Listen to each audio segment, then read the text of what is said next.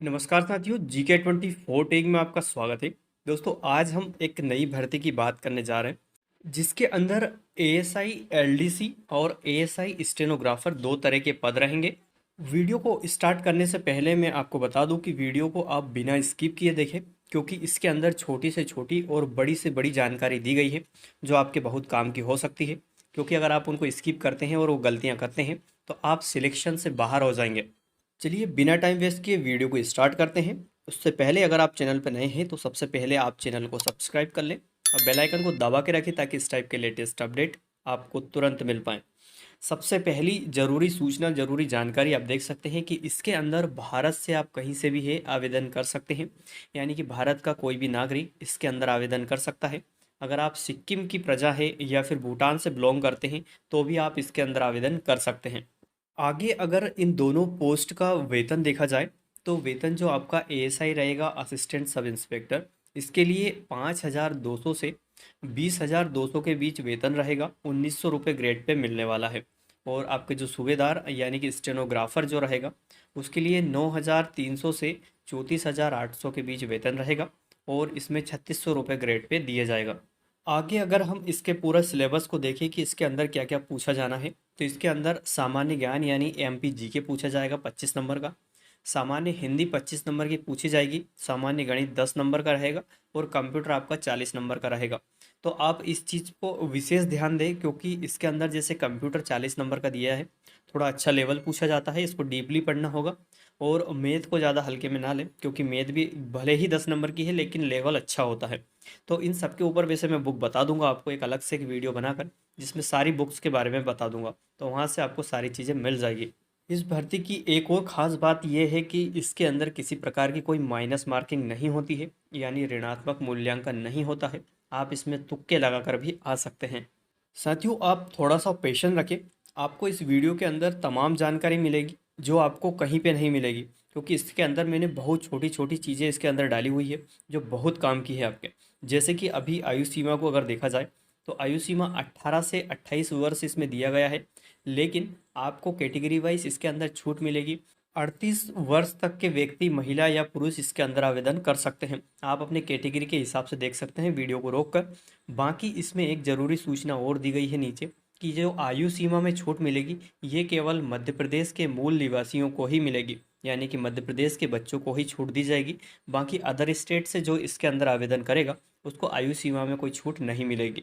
और मध्य प्रदेश के स्टूडेंट भी ध्यान रखें कि आपके पास मध्य प्रदेश का मूल निवासी प्रमाण पत्र होना चाहिए। अगर आपके पास नहीं है तो आप बनवा लें, लोक सेवा केंद्र से ये बन जाता है। अगर आपके पास ये नहीं होगा तो भी आपको इसके अंदर छूट नहीं मिलेगी। इसलिए आप ध्यान रखें कि मूल निवासी प्रमाण पत्र आपके पास होना चाहिए।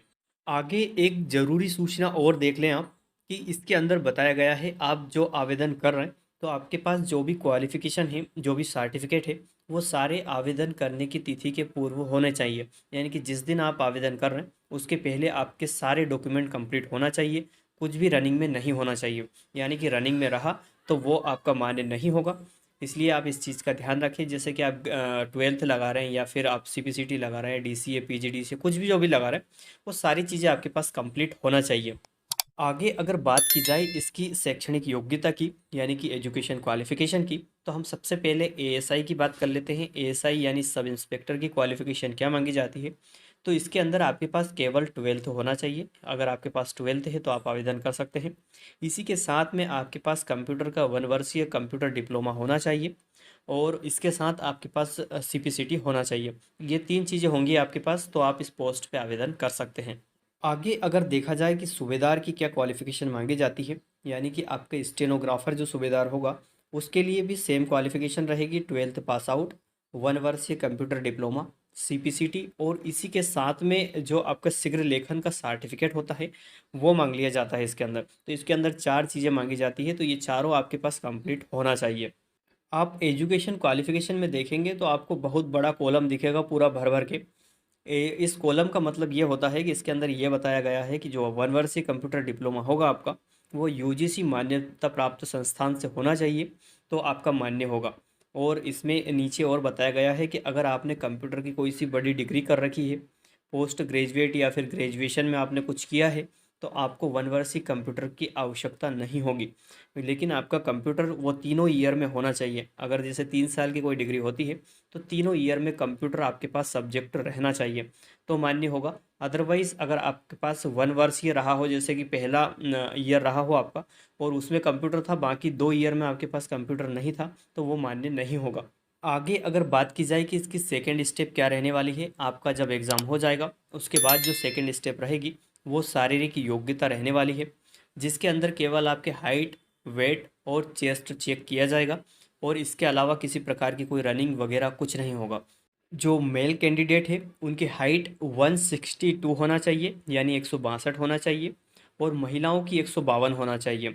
इसमें जो हाइट होगी इसमें किसी प्रकार की कोई छूट नहीं दी जाएगी, यानी कि इसमें किसी प्रकार की छूट ना तो दी जाती थी ना ही आगे दी जाएगी। जिस दिन आपकी शारीरिक योग्यता चेक की जाती है उसी दिन आपका डॉक्यूमेंट वेरिफिकेशन भी हो जाता है। डॉक्यूमेंट वेरिफिकेशन के बाद कोई स्टेप नहीं बचती है, सीधे उसके बाद सिलेक्शन हो जाता है। आगे एक और ज़रूरी पॉइंट दिया गया है, आप इस चीज़ का विशेष ध्यान रखें कि आप जो भी डॉक्यूमेंट लगा रहे हैं या फिर आप फॉर्म भरते टाइम जो भी इसके अंदर डॉक्यूमेंट लगाएंगे तो वो सारी जानकारी आपकी सही होना चाहिए और आपके पास वो डॉक्यूमेंट अवेलेबल होना चाहिए। अगर आप गलत जानकारी डाल देते हैं, और कुछ स्टूडेंट सोचते हैं ऐसा कि अगर हमारे पास अभी नहीं है तो हम उसको बनवा लेंगे बाद में और फॉर्म भर देते हैं, तो उसके बाद आपको प्रॉब्लम आनी है, क्योंकि डॉक्यूमेंट वेरिफिकेशन में डेट चेक की जाती है।